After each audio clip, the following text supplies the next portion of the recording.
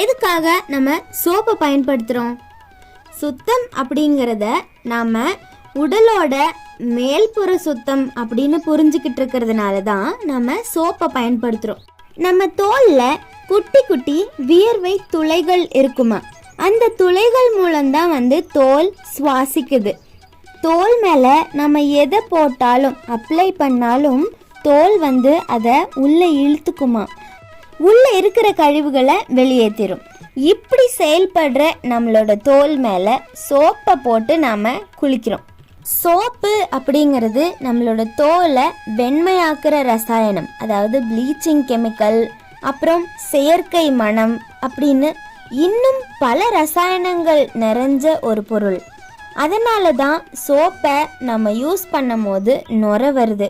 அந்த bleaching chemical நம்மளோட தோல் மூலம் உடம்புக்குள்ளே போகிறதுக்கான வாய்ப்பு நிறைய